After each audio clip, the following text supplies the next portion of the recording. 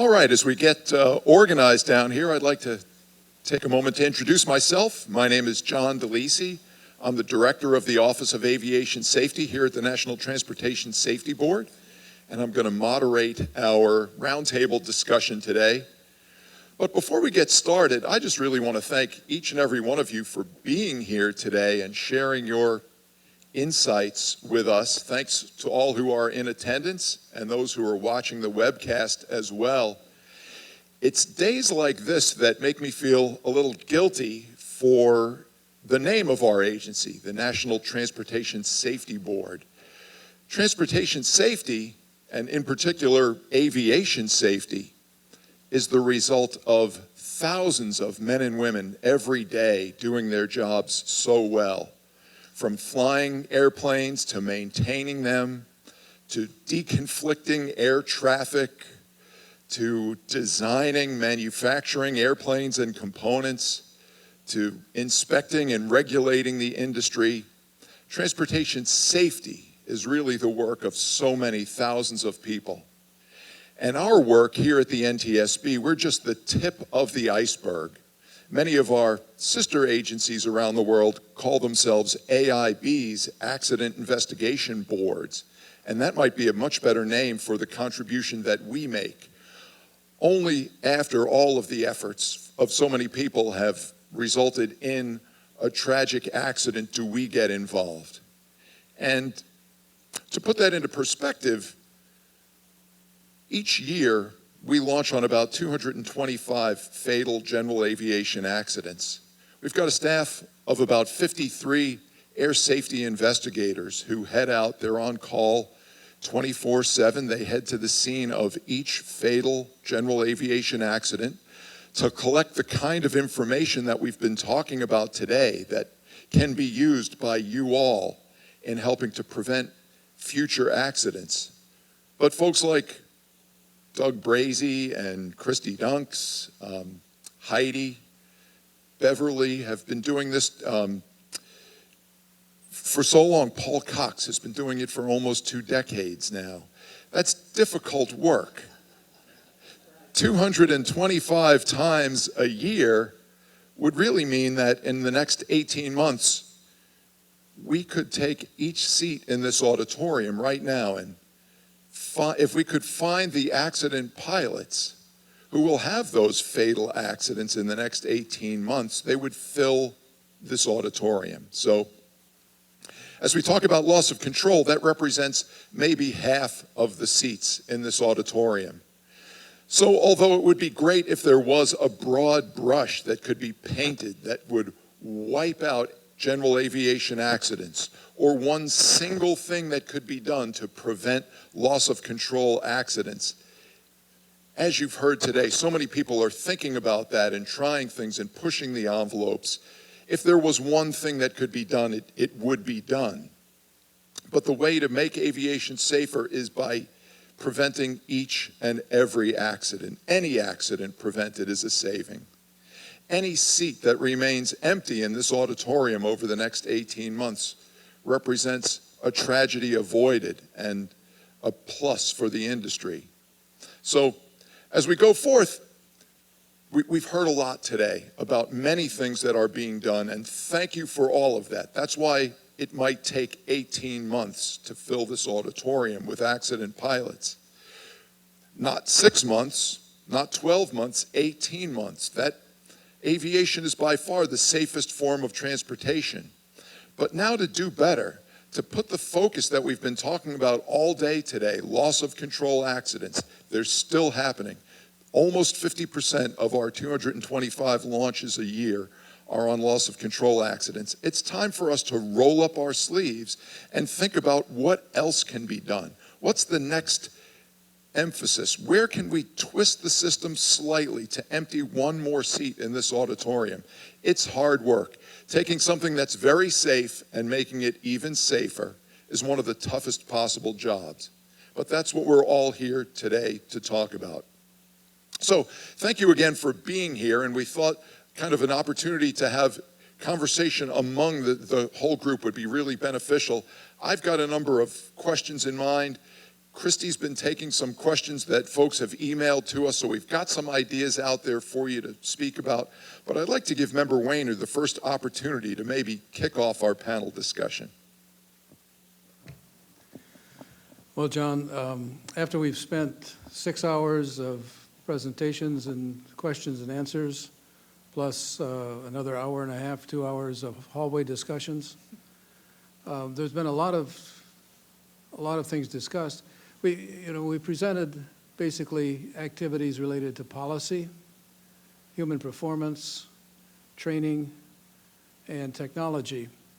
So given those 4 areas, where do you think we would find the most advantageous area to get started? Something that would be actually effective if it were done and possible to do. So it would have an impact, but it has a changeability associated with something practical. Great, thanks, Mr. Pearson. One of the issues we're looking at in the F-44 is what we're calling it version 2, because version 1 of your new standards for certifying airplanes are going to be pretty close to Amendment 62 of the 64. What are we up to? Anyway, the latest FAA certification. To get the FAA to agree, then we'll also do more things to it. But requiring a tactile warning for stall warning or slow speed warning as appropriate. And it looks to me like this board seems to have the varied experience to make that discussion come alive. In the past, our simple old airplanes were required to have a you're supposed to feel in the flight controls if you're getting near a stall. Buffet, thank you. I'm sorry. It's late. It's late in the day. Stick shake, right? And what we're seeing is that the amateur-built industry again is saying, hey, buy a $5 Radio Shack vibrator and attach it to your stick and run it from the AOA, or if you're not going to have an AOA, run it from the stall warning, and that's way better than nothing, and it's really cheap, and you can do it.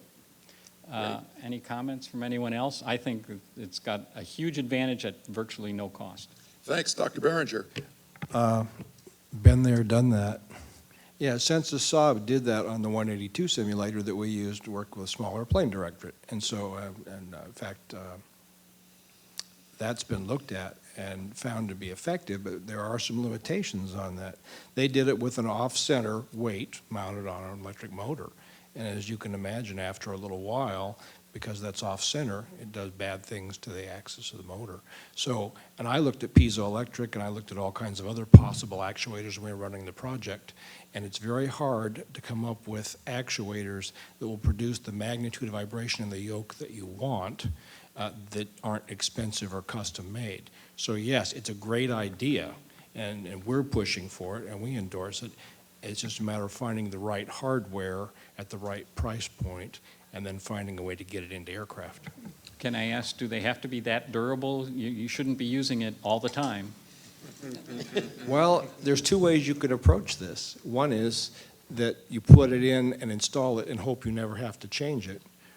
Or you design it with maintenance in mind and you install it in such a way that it's plug and play. You can undo one screw and pull it out and throw it away and plug in another cheap one. And if we can come up with that, that would be great, because the response we had, well, there was a startled response to it. I have to say that much, but it certainly did get the pilot's attention, and it can be done. It's just a matter of how we choose to actually mechanize the thing, and that's really the question. It's good, though. I would endorse it. Mr. Brazy. I'd like to hear what the human factors guys would like to say about that reliability in terms of when it doesn't work. We're going to rely on this, and we have an unknown failure. It reiterates the need for the reliability of the system to work. If it were to stop working because it wasn't reliable, how bad of a shape can we be in? Sure, Dr. Behringer. Sure. This is why Chris and I have been pointing out repeatedly multimodal. The warnings really have to be, and the indicators have to be multimodal. And so the chance of you having a failure that it would affect 2 or 3 at the same time might be much, much lower. And if you don't consider it a flight critical system, it doesn't have to be 10 to the minus 9th, which of course makes it really expensive. So my guess is, here's where you get into trouble, single point failure, but you know, you've been there. If we have a sensor failure that drives the alerting system, now we have a significant problem unless we have redundant sensors. But if we have multiple warning systems, multiple warning enunciators rather, that are independent, even if they're driven from the same sensor, if they're independent in terms of their operation, hopefully we lose one, we don't lose the other 2. So there's 2 ways to approach that. We can go to redundant sensors, we can go to redundant enunciators, and that's what I would recommend, because to get a perfectly reliable sensor or a perfectly reliable enunciator, that's So really a difficult. tactile indication that you're approaching a stall is an idea on the table. Other thoughts about what some potential next steps could be? Paul? This goes a little bit different and goes back to the comments by Mr. Perry and Mr. Higgins earlier about the circling approach versus a squared approach. I'm an advocate of the circling approach also, probably because I learned that way, not only for the stabilization point that Mr. Perry made, but also if you do a circling approach, instead of one target flare right before your landing, you're targeting your 180, you're targeting your 90, you're targeting, so you're flying little segments. The question I have for Mr. Higgins is, can you put together some sort of experiment where you can have your students do the various types of approaches and see stabilization, see hitting target points? Is that something that's feasible? Oh, yes, absolutely. That's very, very feasible. And based on all this conversation and some of the talk before, and to answer your question, Member Weener, that might be one of the real quick, easy, effective changes of the many that have been discussed. I think a lot of them are very valid, but this could be a quick one, just a change in thought about that base turn to final. It just seems like we've really piled it on there. So yes, we can get some data and go from there and get some members of the GA community through the NGA-FID, which is the National General Aviation Flight Information Database. We have about 100 GA operators in there right now. And so we should be able to get a good look in the data with some of this. So yes, absolutely. Not pushing, but how long would it take? We could get a pilot project, and by pilot I mean you know what I mean. Initial look in months. I think we could do that in months. If this is the will of the board and everyone here, it's definitely something that's in the research interest of the university. I mean, we're a public nonprofit, so that's one of our mission statements too, is to work with the community and go forward with that. So that's something I think we could do. Can see a thesis coming on here. Yeah, absolutely. I tell you what, actually, I'm going to steer the conversation in a slightly different direction for a moment here. My experience, I'm an aerospace engineer. I worked for McDonnell Douglas as a flight test engineer for about 10 years, test conducting missions for high-angle of attack envelope expansion on the F-18. I then became a private pilot. When I went through my training, I'm sure I was able in my oral to demonstrate how I would get out of a spin if I ever did get into one, and I got that uneasy feeling as I did power on and power off stalls and just a little bit light in the stomach. After all of that, after I became a private pilot, I had an opportunity to do some aerobatic flying in a Citabria. Once for an hour. First time I ever actually got into a spin, it was the most disoriented feeling I'd ever had, even with all of that preparation. As soon as we stalled the airplane and the instructor kicked in some rudder, my first sensation was, wow, why are the shoulder straps so tight now? And how come I'm looking up to see the ground? The last thing that I instinctively felt at that moment was the desire to push forward on the control column.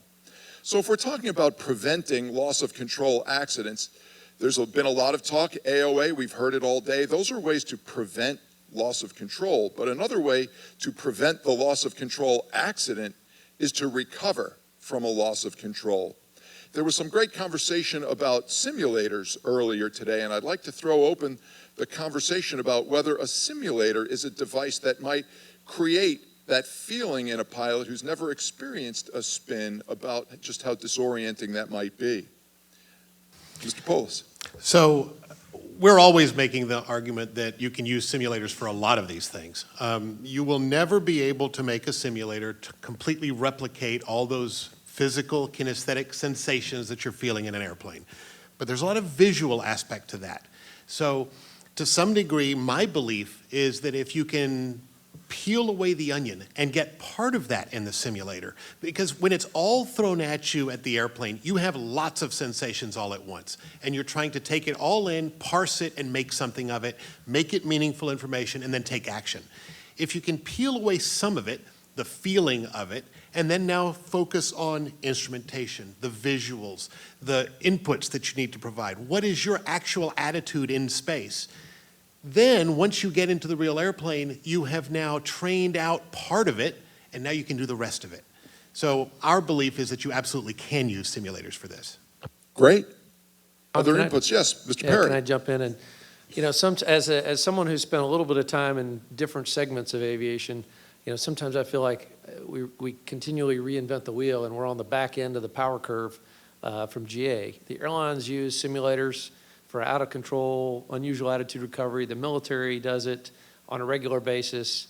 Simulators won't replicate those physical sensations, but they certainly will replicate the muscle memory, the visuals, the procedural aspects to recognize and recover.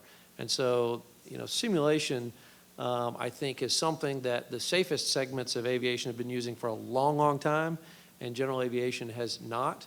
And I think it's something we should certainly do, and I'm a big proponent of simulators. Not everybody can afford to fly in an extra 300 to get upset recovery or even a Citabria, but just about everybody can get into a simulator with a pretty good visuals and really high fidelity aerodynamic logic that you can put it in a spin and say, here I am, this is what it looks like, push the stick forward, put the opposite rudder in, recover the thing without stalling it again. Simulators are an underutilized asset. Thanks. Any other thoughts? Yes, Mr. Stoll. Yes, thank you. So, of course, in the whole continuum of this process, we have avoid, prevent, and recover. And so in the training scheme of things, we can certainly use the academic side, we can certainly use the simulation side, and then again, there always has to be the on-airplane side. And there are a lot of things that can be done, even in airplanes that aren't approved for spins and things like that will allow the pilot to see where that prevention needs to come in. The reality about, we're talking about spins in particular, 93% of accidental spins occur below 1,000 feet. So knowing how to do a spin recovery, if we're relegated to that, to the exclusion of the recognition, prevention, and awareness, it's already too late. But the value in doing something like spin training or seeing an actual upset roll recovery is that you've taken that novelty off. You've taken some of that stress level and the fear of the unknown off, not so that they're going to be able to roll an airplane upright after a wake turbulence encounter close to the ground, but they appreciate where the edges are, and they're going to take all of the steps they can, knowing what that process is to get there, to avoid and evade it in the first place. Great. Christy, I'm sorry, Dr. Wickens. I just wanted to add one other benefit of simulation, and that is I talked a little bit about development of automaticity of actions. In this case, it would be automaticity of a stall recovery. But there is a difference between the approach that says, you do it enough times till you've done it once and then you move on, versus the idea of overlearning. And automaticity comes from repetition well beyond the time that you've done it to mastery. And that's what you can do with simulators, because it's easy to rerun and rerun the trials to develop that motor memory, as they say. Great. Christy, I know we've been taking some questions from the audience. They've emailed some in. Any conversation starters coming from the public? Yes, absolutely. And I'd like to take this opportunity to thank the public for emailing in. We received a lot of really great questions, and I'm sorry we don't have more time so that we can get them all addressed. And the nice thing about most of them is that it wasn't just one question, but several. So one that I would like to pose here that will touch on a few areas is there any correlation between pilot experience and loss of control events? And do we have any studies showing spin aerobatic training and other training programs reduces the risk of LOC? And do we think incorporating angle of attack indicators can mitigate loss of control events independent of spin training? Mr. Stoll? Sure. So yes, there have been several different studies that have come about, and in fact, the whole movement on the commercial aviation side of things has been driven by a number of those different studies. We also have to make a differentiation between aerobatic training and upset recovery training. Aerobatic training is learning how to do a loop correctly. Upset recovery training is screwing the loop up, and now we have to recover from it. And from that standpoint, an aerobatic instructor is not necessarily automatically an upset prevention recovery instructor. It's a different skill set, even though the environment might be somewhat familiar between the two. The FAA's own study, the one that drove the move from stall avoidance in 1990 or 91 to the current stall and spin awareness methodology, was based on a study that the FAA did where they had the 4 different study groups, a control group all the way up to a group that had not only stall and spin awareness training in an airplane, but also 30 minutes of spin training up to 2 turns. And that particular group didn't have any accidental spin departures on the second evaluation flight. So does spin training have value? Yes. Does spin training itself mean that we're not going to inadvertently stall our airplanes? No. It just means that when we're presented with that we won't let it escalate to the next level. And aside from that, too, one of the things that I think maybe we're overlooking or glossing over is that all of these things we're talking about are pilot-driven. The stall doesn't happen in a vacuum. The spin doesn't happen in a vacuum. I often say in my talks that when we read about a stall spin accident, we know one thing for sure. Somebody in the cockpit touched the controls. And so we have to remember that all of these other things, it's driven primarily by what is the pilot doing or not doing. Mr. Lawrence? Just want to add on, I don't think we have a direct, maybe somebody knows of one, but I'm not aware of a direct correlation with hours of experience versus loss of control. But the one thing that did, and maybe we can highlight a little bit in our research for the GAJSC, is that when a fatal accident does occur, regardless of whether it's a 121, 135, or GA, so there's less of them the higher the certificates, but the percentage that are loss of control is the same, relatively. The vast majority, well over 50% of the fatal accidents that occur are loss of control, whether it's a 121 operation, a 135 operation, or a GA operation. So it's interesting how the numbers reduce, but it's still the predominant area of the human, the pilot, making some kind of mistake. And John, if I could just, in AOPA's null report. Just came out. Okay, it just came out. If you haven't downloaded this, it's available online for free. And what I can say is on page 21. Now it's not broken out in this particular chart by loss of control, but almost half of all accidents, non-commercial fixed-wing accidents, are private pilots. And so it should come as no surprise that experience matters. And so just as Earl said, as the higher you go up in experience and the higher you go up in certification levels, the lower the frequency of accidents in general. And so half of the time it's a private pilot, and half of that it's typically a loss of control. So if you want to talk about the percentage threat, it's that low-time pilot and that loss of control accident. Mr. Polis? So one thing to add to that, George, and we saw this during the development of Shenandoah sortie VFR into IMC, is that it's the type of experience that matters too. So we all need to be careful that the statistics don't lie to us, because hours themselves in our analysis didn't necessarily correlate to somebody progressing into an accident scenario. But hours of experience in actual IMC, in our particular case, case made a difference of whether they were going to make that choice. Because once they had that experience, they knew to avoid it more.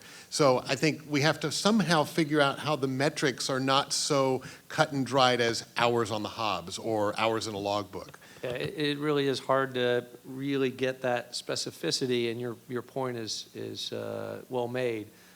In general, as people progress in their flying and gain more hours, they gain more certificates and experience. But you could have a 1,000-hour private pilot who would fall into that category. So it's difficult to really find that specificity. And we certainly saw two pilots with well more than the 1,500 hours in the Colgan accident that, in response to a stick shaker stall warning, pulled back on the controls. Paul? I was just going to add one little thing to that. I briefly looked at some numbers, and I saw a couple of guys with 18,000 plus hours that had loss of control. But there are probably 747 pilots flying to Japan instead of flying GA, and they have their accidents in GA. So that's another qualifier. Great. David, Mr. Orr. Hey, just real quickly. So on the loss control working groups, we did 180 accidents, and I would, and I don't have the report in front of me, but I don't remember seeing any correlation between total time and loss control. I will say though, what the working group did see, and there was a safety enhancement that I referenced in my presentation, was we did see a time and type, time and make and model. So a low time and make and model actually did start to see an issue. And again, it goes back to the familiarity of the aircraft, the systems, the components, the feel of it. And if that time was low, then we saw an issue. Mr. Pearson. I'd just like to address this time and type issue. One of our ASTM members has said, make sure you talk about how non-standard the angle of attack faces are, which we've seen today. But a lot of our airplanes are flown by one guy a long time, or 3 guys, or 5 guys in a club. And they get familiar with that airplane, and they don't switch around a lot. And it wouldn't matter very much, I think, which instrument they got. As long as they were familiar with it, it worked for them. So do we push to standardization for a market that doesn't require standardization, or we just get them out there and let people teach themselves how to use it? The AOA is not a dangerous thing to learn because you're not doing anything else than what you've supposedly been trained in. Let me throw this out for discussion. Is it inevitable that at some point in the future, AOA will be a standard bit of instrumentation required in the cockpit of every new airplane? Mr. Turner. I don't think it's inevitable that it will be in all airplanes. I think that it would be, I think it will be analogous to glass cockpit airplanes in that at some time in the very near future, we will probably see a point where every new airplane, or virtually every new airplane, will have them installed. And that goes to one of my concerns here, is that we're really almost looking at a two-tier system of airplane equipage and pilot training. It would be very easy for the FAA or somebody to say, from this point on, new airplanes have to have the stick shakers, and they have to have AOAs and all that sort of thing. That's good for the 400 to 700 airplanes being built every year, but that doesn't address the 200,000 airplanes that are out there. It would be very easy for us to say, starting next September, the university system nationwide will start incorporating AOA instruction. We'll teach our instructors how to do it, and we'll teach those pilots. And that's going to have a dramatic positive impact on commercial aviation, which is where most of those pilots are headed right now. But I'm afraid that some of the discussion is going to leave behind the persons who are out there and flying, who will never again take a practical test. I know the extreme. I know a couple of guys who have type ratings in Citation jets who are private pilots with the type rating. And the folks I deal with, in almost all cases, they got their private, they got their instrument. They did that back in the 50s or 60s, and they will never again take a practical test. So in addition to addressing the equipage of airplanes and the training of new pilots, we need to figure out some way to, I think Rich was talking about this a little bit, and David, we need to figure out some way of getting this information into the flight review system, because that's where the big numbers are right now. If we're going to make a significant change in the accident record, we need to address the big piece of the pie. You know what, I certainly agree with that, but one of the big challenges for the regulator, the FAA, is to decide what an unsafe condition is. Let's look at shoulder harnesses, for instance. Everyone agrees that you're safer with them installed, but at some point there became a date certain in the 1980s in which all newly manufactured aircraft had to have them. There's no requirement that those be retrofit in all existing airplanes, but that's the evolution of safety. And maybe if we looked ahead 10, 15, 20 years from now, maybe now is the time to begin equipping airplanes and training pilots, and those who are going to work their way through GA into the commercial world will have a new mindset when it comes to angle of attack. Mr. Pearson. If we connect the angle of attack sensor to a device that doesn't let him exceed it, then does he need an indicator? Those old airplanes I was showing you, having an AOA doesn't help you because the slats come out, you hold it back. You need a vertical speed indicator that you're sinking at 1,000 feet per minute, but you don't need to know the angle of attack, and you don't need to know a lot of other things. And we're addressing that in the ASTM. So if you put an elevator spoiler on, as was proven by Texas A&M, that the angle of attack says, don't let the elevator have any more authority, do you need to tell the pilot other than something's happening, or do you just not have an AOA? The question on the table, is it inevitable that AOA will be on the instrumentation of all new aircraft? Mr. Lawrence. This may sound strange for me, who's been a promoter of the angle of attack indicators from day one, is I hope not. And the reason why I say that is because one of the things that we struggle with from a regulatory standpoint is how much do we mandate, and at what point does the curve go the opposite direction?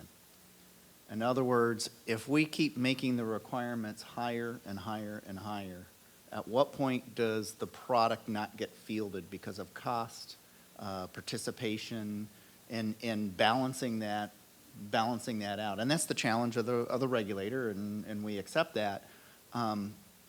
I think we've had an interesting discussion, as I mentioned earlier, of I'm really glad people are having the debate of which way should an angle of attack indicator display, because I think that's the right debate to have in the right location.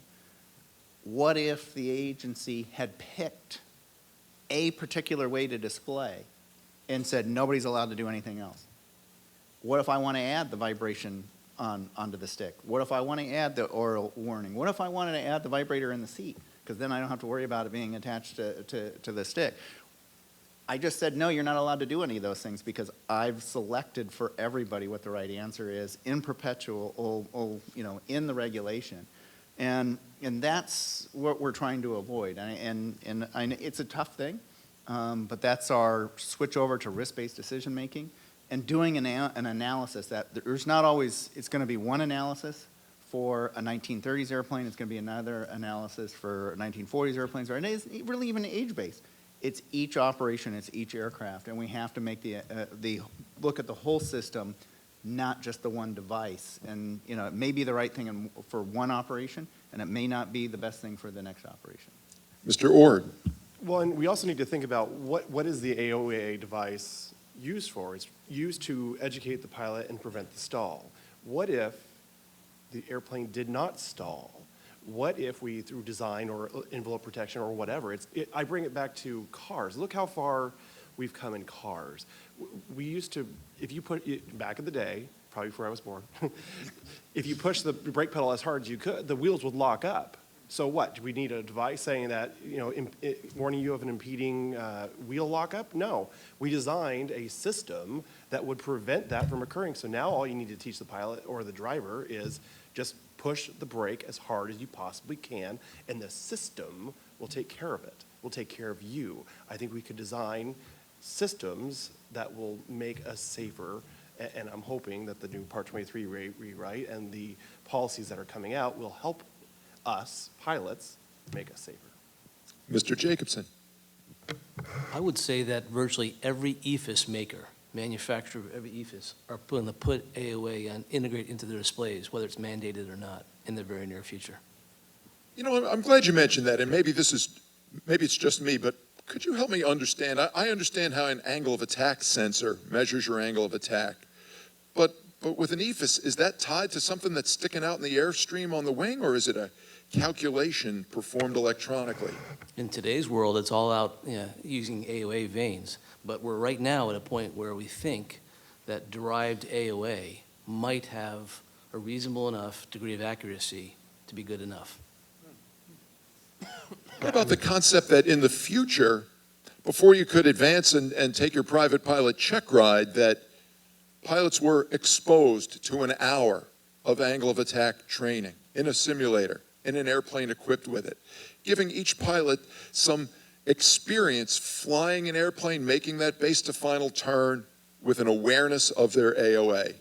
Mr. Perry. Yeah, I love the definition of insanity is you keep doing the same thing over and over and you expect a different outcome. I think we've been doing that in general aviation for many, many years. And again, thanks to Member Weener for convening this, because we've identified the problem, right? We know what the problem is. Now we just need to fix it. And some things are quick and easy, and some things are a little more long-term. But let's talk about the quick and easy and what we can do right now for almost no cost. And that's how we train. That's what we emphasize. That's, to your point over here, Tom's point of the flight reviews. To say right now that, hey, sit down and have an hour of ground school and an hour of flying with no standard curriculum that addresses the known issues, I think we're missing a huge opportunity. You mentioned the Culligan crash. And that was an incredible forcing function for change. Some I think is positive change, some I would disagree with. But because general aviation fatalities happen 1 or 2 or 3 at a time, it's not this huge forcing function like when a 747 or a Culligan air disaster. But what we do know is that in 18 months, this room will be full. And so what can we do right now? We can change the way we teach. We can change what we emphasize. We can educate pilots, existing and new, on the theories of stabilized approach, on angle of attack, critical angle of attack, disconnect the bottom of the airspeed indicator from a stall, because those two don't correlate. And so these are all very low-cost, simple solutions that we could do right now. Dr. Bramble, I don't mean to put you on the spot, but Bill, if you could perhaps share with us your thoughts about the startle effect that we certainly see from time to time in major accident investigations. Is there some benefit to even a small amount of training at some point early in a pilot's career that might prepare them a little better for an eventual startle? I think we've seen indications of that, this stress inoculation training concept, and the board has recommended at times over the years that that such training be done, unexpected types of events in simulators, be it for tire failures on takeoff to train takeoff decision making or in other contexts. So I think that would be an important advance. The difficult question would be which events and how much. Mr. Stoll. Sure. So remember on the training side that we're making an assumption, and we're making the assumption that the schools and the instructors will be able to carry through with it. And I think we have to really revisit that as an underlying assumption. And also keeping in mind that even though the focus right now is on angle of attack indicating systems, the research is still out yet as to in terms of what is the safety dividend. All the previous research done on angle of attack in a general aviation context has been inconclusive. And granted, that's been decades old now with older systems. So we're still out, the jury is still out in my mind in that regard. But also keep in mind that there is no silver bullet, right? Even though we're talking about angle of attack, right now, most of the accidents, loss of control, occur in day VMC. what's happening to our sight, our sound, our feel, our aeronautical knowledge? Where is the training? The SAFE Symposium in 2011 that came out of the curriculum group that I was on emphasized angle of attack and G-load awareness training. So where is, we talk about decoupling airspeed with the stall, and yet there are angle of attack indicating systems out there right now where the voice enunciation is too slow, too slow. So we're sending the wrong message. We're reinforcing this coupling of airspeed with angle of attack. And so what we really need to do is couple angle of attack with G-load. And what are the trends? If the speed's going down, the G has to go down. If the speed's going up, the G can go up. Well, those two things together point at angle of attack trend, right? And so I hope that we're not trying to say, well, angle of attack, this solves all the problems, and that you don't need any other tools in your toolbox, right? Because we see that. There are mindsets out there that say, I have this, I don't need to know that now. So it should be, and it is at this point, called supplemental. Well, what are we supplementing it against? How do we bring in the other training so that it's one more tool in the toolbox and not the tool that replaces everything else? Great. Mr. Pearson. I'm glad Rich brought up the G-loading, and I think one thing we don't teach, and I don't know why, except maybe it's just a little too tough academically, is induced drag.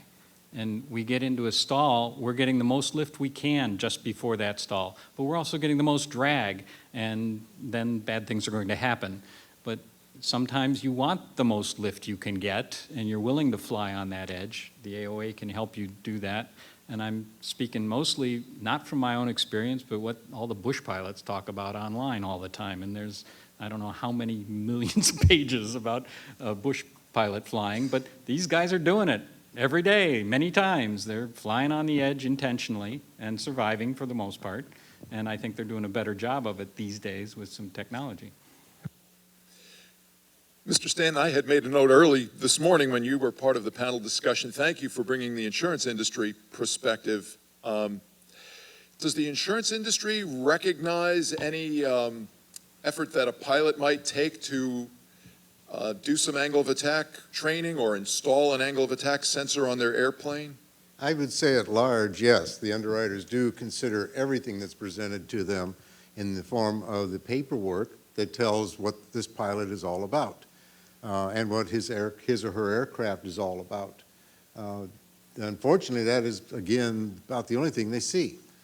So the more accurate and concise that paperwork is, and I hate to keep coming back to that, but it really is the truth, that it is, the better impression that pilot makes to the underwriter about what kind of a risk they really are. So the training certificates that they include, the last annual sign-off for the aircraft that they include, the additional training or unique training they've done, the number of hours. The form itself, here's a good example. The form itself asks, how many hours did you fly last year? How many hours did you fly the last 90 days? And how much total time do you have? There's no other breakout. And then I think there is a block down towards the bottom, more of a matrix, that will ask, okay, tell us what else you've flown and how many hours you have in that. And there's probably 12 boxes, so you could fit 6 airplanes in plus their times if you used all the blocks. For many people, that's not enough. For others, that's way too much. But it really doesn't paint a picture. Now, let me carry that thought just one step farther, I may, because I've been trying to find the right spot to throw this in. 30 years ago, while I was still on active duty with the military, I ran a test on what was going to be the new attack helicopter for the Army. The test was for the training program that they were going to use to teach the pilots to fly under the new pilot night visioning system that was on board that aircraft. It was all infrared. We ran the test. I was the project manager. I went through the training myself, so I had comprehension of what the others were going through. And it was the most unique learning experience I'd ever undergone. It was as though I was learning to fly again, all over again. The uniqueness of that test was we had the opportunity after the initial testing to determine what the length of the course would be. We could bring the people back at intervals and find out what they'd forgotten, because there was no other opportunity for them to practice it when they left us. It was that unique a situation. And so we did that. We brought them back at 30 days, 90, I think 120, 180 days. Each group came back just that one time at one of those intervals.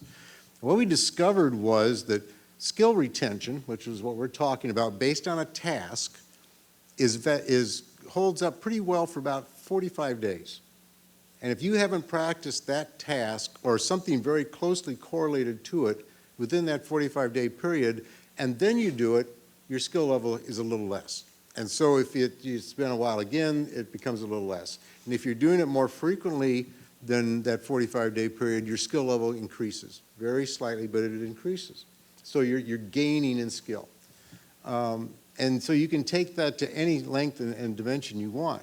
It's true for soft field landings, short fields. It's true for turns on a base to final. It's true for cross-check during instrument flight. It's true for everything, it seems. That hasn't been brought up, and we did mention hours a few minutes ago, and you're absolutely right, and I beat up the underwriters all the time about that because they're looking at the wrong thing, but nobody keeps track of their tasks either, so we're kind of in the dark. It's the task iteration that matters. It's not the hours, it's not the years, it's tasks. Thank you. Mr. Stevens. Thanks. In relation to the insurance question, CAST, you heard a lot this morning on General Aviation Joint Steering Committee. They differed a little bit from CAST in that we had the insurance industry participate on the working groups. And that gave us the benefit of getting some insight to the accidents that we didn't previously have, but then also find out a little bit more about the industry and how we can help improve. A very important aspect of the GAGSC work is the development of the safety enhancements and follow-up, identify solutions, and make sure those are going in place.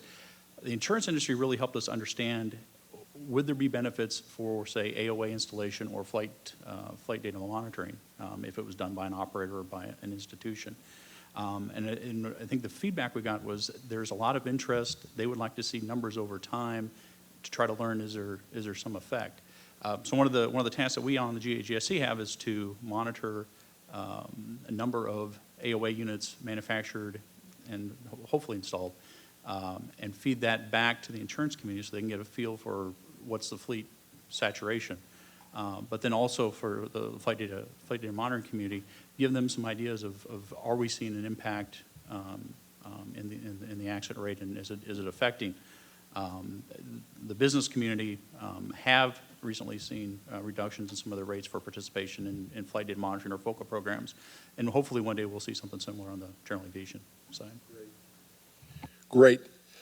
Listen, thank you all very much for a very interesting discussion. As we wrap up the panel, I just wanted to mention one other thing, an offer that I am going to put out on the table again this fall, something that we did last year. Many of you and folks in the GAJSC, even folks in the audience, are very actively involved in studying accident data, coming up with remediation strategies, yet many have never had an opportunity to be at an accident site. And last fall, I took a group of about a dozen folks. Mr. Ord was there with AOPA. We had folks from GAMA, from the FAA. We all stood on call for about a 10-day period awaiting a potential general aviation accident. One happened to Beach Travel Air in Bahama, North Carolina. We all traveled together, and we had an opportunity in field trip fashion to observe an accident investigation, to see the leadership of Dennis Diaz. Doug Brazy was out on that launch as well, to watch the parties work together, to look at the collection of accident data, to really help ground just exactly what each and every fatal general aviation accident is. So again, at tomorrow's GAJSC meeting, the offer is going to be put out on the table for those who might be interested in a behind-the-scenes field trip to an NTSB accident investigation. I welcome your participation. Please let me know if that's something you might be interested in. Again, thanks very much for your discussion today, for wrapping up a long day with a very interesting roundtable discussion. And we'll turn it over to Member Weener for some closing remarks. Well, thank you, John. I want to thank everybody here for participating in our final session. It was an invigorating and thought-provoking roundtable discussion. Unfortunately, our forum is coming to an end. Again, thank you to our panelists, attendees, and all the pilots out there who took the time to send in their questions. My sincere thanks to our NTSB staff, Dr. Dunks and Mr. Cox, who've put this forum together, and for the panel leads, like this with Mr. Bracy, Mr. Bramble, and Dr. Nick Webster.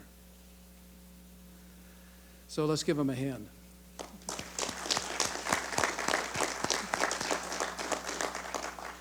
As we've learned today, loss of control crashes are the single biggest threat to general aviation in the United States.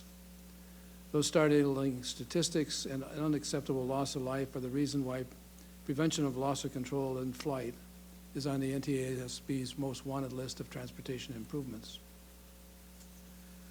Thank you, Dr. Sakier, for reminding us that every statistic represents a real loss of somebody's father, mother, son, or daughter, friend, or loved one. Our thoughts are with the Gibbons family and their loss.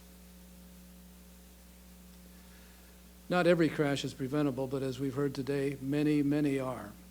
If any loss of life can be prevented, we must act. The opportunity to spread the message about preventable tragedies is why today's forum is so important. We've heard that the use of technologies such as angle of attack indicators and envelope protection may reduce loss of control accidents. General aviation pilots should follow these developments because, properly implemented, they could provide a valuable addition to safety. But we've also heard that the single most important piece of equipment on the plane is the pilot.